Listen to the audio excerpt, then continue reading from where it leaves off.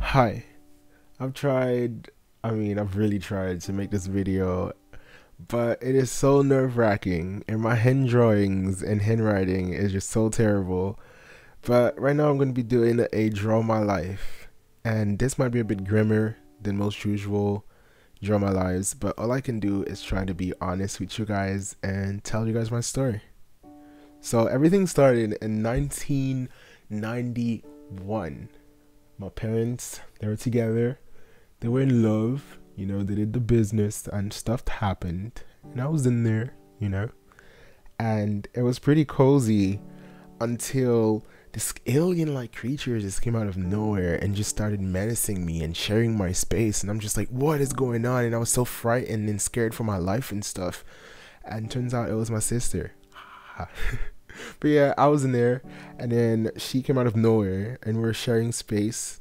And for some reason, I guess I was just really grumpy about it, and I was just not feeling it whatsoever. And supposedly, I was just like peeing everywhere, and there was just a lot of pee when I came out. And I was just like, if we're gonna share space, I'm gonna do this because I'm evil. And that happened. So on December 29, 1991, I was just like, you know what, I've had enough. I need to go conquer the outside world. And I'm like, I need to get out of here. And so my mother, she went into labor and stuff, and it was really, no, actually it was way worse than that. It was more dramatic. It was more like, here's the belly, and they cut her open and there was blood everywhere. And then my sister came out, but it was a while and I still wasn't coming out, and they were just like, what is going on? And it took a while, but finally they managed to get me out. But unfortunately, when I got out, I was not breathing and I was dead, and they were really sure I was not gonna make it. But the doctors did their jobs and they were really awesome, and bam, I was breathing and everything was great and it was awesome. And I'm just like, yay, I'm alive, I'm there, here I am, I'm like so cute and stuff. And yeah, so that's how it all started. 4 of us in the hospital room. It's my mother carrying me and my father carrying my sister, and I'm just like how it all started. So about 4 to 5 years later, I remember I was really nervous. I didn't know what to feel. I'm supposed to go to this brand new place that's gonna be scary, full of new people, and I'm gonna learn things. And I was sad, I was happy, I didn't know what to feel. And I remember I went to school, and the other kids, I was so excited to see kids my age and all that stuff. But it was just kind of like, I was happy. I was the one who was always happy, but at the end of the day, I was always by myself, and the other kids were doing whatever they wanted to do, and they were there socializing, having fun, playing. But if I tried to play, I'd just be like outcast into the corner and stuff like that. And I remember specifically, it would be, I was by myself, I went to the restroom and I went back outside, and I was just standing there, and all the kids were together, and they told the teacher, well, I took my belt out and I hit all of them and they lied. And I remember that was just the biggest deal to me. And I'm like, I didn't do this, but none of the adults listened to me, and they were just playing by themselves, and they were just grouping against me and stuff. And I'm just like, I didn't know what to do. It was just really bad. But it never really affected my grades. I always had really great grades, but I had really strict parents. Like 90s were not enough and stuff. So it was really hard because I remember I wasn't really allowed to do anything or everything. I'd get in trouble for almost everything, and I'll be in my house and I would watch other kids and I would just be so jealous because they'd be outside playing and having fun and doing all these types of things, and I'd be at home doing extra work that they've given me, or like being yelled at for no reason and stuff like that. But it was just like, it was really depressing because I was always there just by myself, and that's just what I knew. At the time, I remember everything was just really bad. There were just a bunch of bad people doing really bad things. I would come up from schools and there'd be people with guns shooting each other, and I would see them shoot random people in the head and their brains were leaking, and it was just really bad, and they were dead. And sometimes they would burn them, or sometimes they would just beat each other for no reason, or they would hurt people who did bad things, and they were just taking the law in their own hands. It was just really bad. So we decided to move, or my parents did, and we took a plane and we went to Florida. and it was so great because I remember I was so happy. I was like, I'm in some place new. It seems so safe. It seems so great. I didn't even know what to feel. I was just so happy. And I remember in that very same week we were enrolled in school, and it was so exciting because it's like we're in a new country. Everything is so brand new. I'm learning English. I've been watching English movies and videos and everything my whole life. Now I'm gonna understand it. I'm gonna be able to speak it. It was really exciting, and I'm gonna go to school. I'm just gonna make new friends, and everything is just gonna be great. But in reality, nothing changed at all. It was like I was making fun of because I guess I didn't dress cool enough, or I actually did well in school and I was called calculator, robot, whatever you can call it. It was the same. Then it was still the same. So I guess I was just alone, and I got used to being alone to the point where it's just like I didn't really care anymore. We moved around a lot, so you never really had time to make friends regardless. And so moved from school to school, nothing really changed. It was hard for me to make friends. I guess I got jaded by then, and no matter where I went I was bullied anyway, so it was just like I would try to be alone as much as possible every time I moved to a new school and stuff like that. Even though I did try out for teams and I were and stuff, but even in the teams I was told I sucked. I was bad at everything, so the teachers were in it too. It wasn't just students, so that was a bit of a shock to me. And high school started, and I remember I was just like, oh my god, I was determined. I'm like, this is high school. I have to have a new beginning. Everything has to change. It can't be the same anymore. So I was like motivated. I'm just like, I'm not gonna be sad anymore. I'm gonna do this and stuff. So I tried everything to fit in. Chains, hat, doesn't matter. Like, I was just a mess, dude. It was insane, and it was just my goal. I'm just like, I'm gonna do this, but nothing worked, and I just ended up alone again. And if people were my friends, as soon as they found out I wasn't cool or whatever, I was left alone again. So what I would do is, I remember, and I used to do this in middle school too, in a lot of places, I would just find the highest place I can, like school buildings, abandoned buildings, whatever, just go and just sit there and listen to the wind or listen to music and just be by myself, because like that's what I knew. I was just like, it felt so much better being by myself than being around a bunch of people that were just mean and stuff all the time. It's like at house it was bad, at school it was bad, so being by myself was the one place or the one thing that made me feel normal or decent. So that's what I did. I've always had really bad anxiety problem. Middle school, younger, higher, high school, didn't matter. I couldn't be late to class. If I was late, I wouldn't walk into the classroom, I'd just skip. Or I couldn't eat in cafeterias. People just scared me. But at the same time, I was really sad. No one spoke to me, and I was just like, I'm invisible. And when people were bullying me, it got to the point where I was happy about it, because I was like, you know what, they're acknowledging my presence, I'm alive and stuff.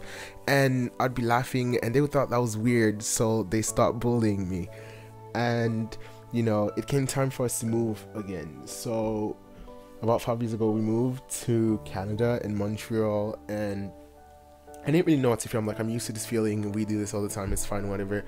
But for some reason, I couldn't be.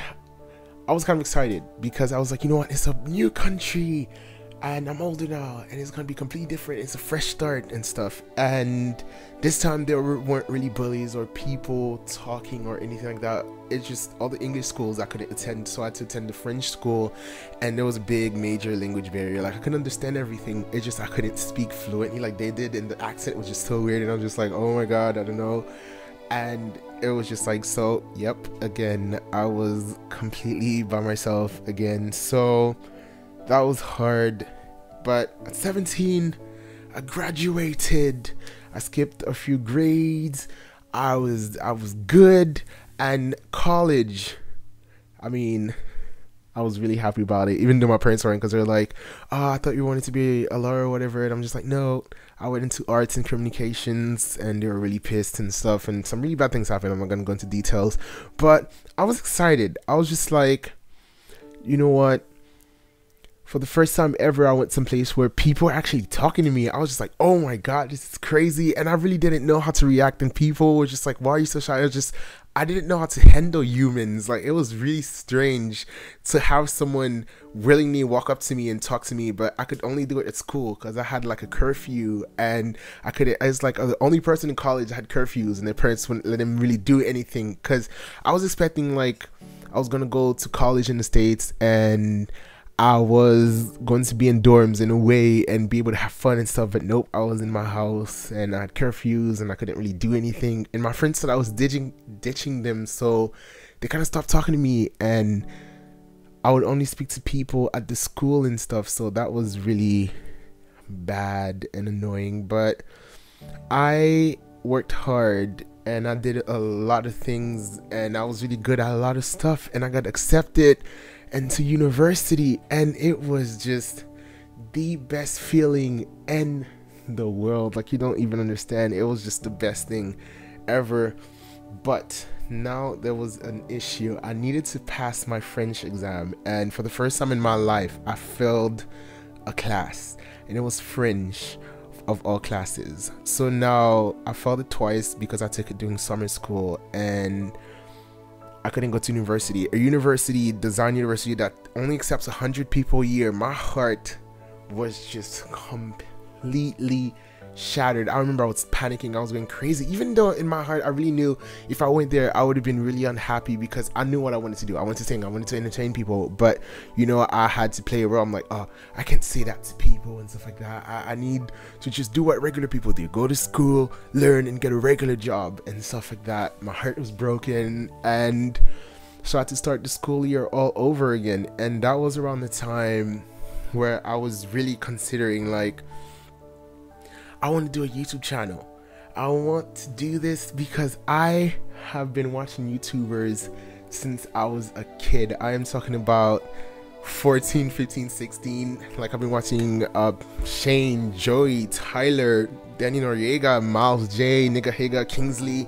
Doesn't matter. So many people are not even on this list. So many people that it was weird because in real life I could never relate to anyone, but watching these people I was always entertained. They were like a good distraction. Like, I watched these people and they were fun, and anytime I felt bored, sad, or anything, I'll just go on YouTube. And I guess that's what started my YouTube addiction. Like, I watched everyone, and I wanted to do what everybody did, and it was just really exciting to me to see all these people just do great things. And it was just, I don't know, it was fun.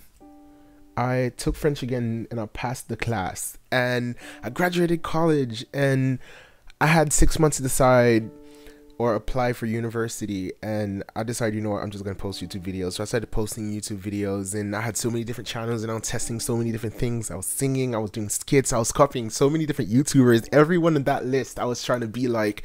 And I was just like, I have no self-confidence. I know I'm nervous. I know, but I have to get better. I want to get better. I want to not be so scared of everything. So I did everything. I loved anime, so I talk about it. I did skits, I did reviews, I did absolutely everything. It was insane, and they were all terribly bad. They were just terrible.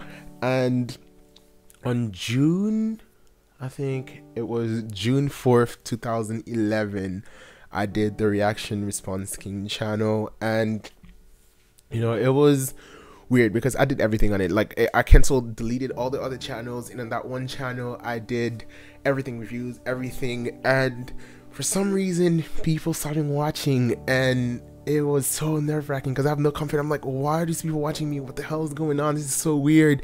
But for some reason, you know, even though I was super sad and super nervous, and just everything just seemed like this is not right, why are these people looking at me? And I'm freaking out, and I'll just be panicking in front every single time I turn the camera on. I mean, it still happens to this day, but it's not as crazy as it was back then. But you know, I got used to it, and eventually I started being a little bit more confident. And on November 2011, I woke up and my channel was gone. Like, it was terminated. My heart was broken, and I was just like, what is going on? But I knew it was a mistake, so I fought for it, and with my little imaginary muscles I got the channel back at the end of December, and I was really happy. Started making videos again, challenges, all types of videos. And then I woke up one morning, they didn't have any views, and now they're blowing up because challenges were now a thing. But you know, the more views I got, the more scared I was, and the more panic attacks I would have in front of the camera and stuff. And then I grew more depressed because I'm like, these people just want to see challenges, and I'm like, I have so much more to offer. And I would compare myself to other big YouTubers, and I'm just like, I am just bad compared to them, is what I kept saying to myself. I'm terrible. These people they don't really like me. It's just, I'm just this fat ugly person, and that's what they're just making fun of me, and that's what was happening and stuff, you know. So I was just, everything I was turning into a negative, and it was just really bad. But I was like, you know what, I'm gonna not be down. I'm just gonna do my best to show everyone that it's not just challenges, and I can do things. That I was trying really hard. I was doing a lot of different things, and if they didn't work, I would just take it so personal, and I would just beat myself down, and I would just take every comment literally. But I was on fire. I'm like, I'm determined to this. But the more I fell, the more depressed I got. So I would just stay in my house, and I tried so hard to the point where, you know, I caused an accident, and I was fined $20,000, and it completely ruined my 2013 year. I mean, it was bad. But 2014 came. I was, you know, really happy. I'm like, you know what, this year is gonna be different. I'm gonna have goals. I'm gonna set these goals, and I'm gonna accomplish these goals. So I'm just like, I'm gonna write my music. I'm going to be happy. I'm gonna lose weight. I'm gonna do everything that I've always wanted to do, you know. And I'm gonna work on YouTube and stuff. So this year I wrote this song, and it was just like, I can do this, you know. I wrote the song for her, and it was good. I did this, even though I don't know how to play the piano or anything. I did it, and I was really proud of myself. And I'm working on other things, and I'm just trying my hardest to just be happy. And you know, I don't really know if this is a good way to end this drama life. I don't know what's gonna happen in the future. I don't know anything, but all I know is I want to try my best to just do what I want, be happy, and just live without regret. And just, yeah. So that was it. I know there's a lot I didn't do and show in this video, really important things, but I really hope you guys learned a lot about me and this helped you in some kind of way. If you want, you can subscribe to this channel. It would mean a lot. Or you can go and follow me on Twitter at iteddy1d01. And yeah. You guys are the bomb. I love you guys a lot. You guys are awesome. Don't ever forget it. You're incredible. And thanks for watching.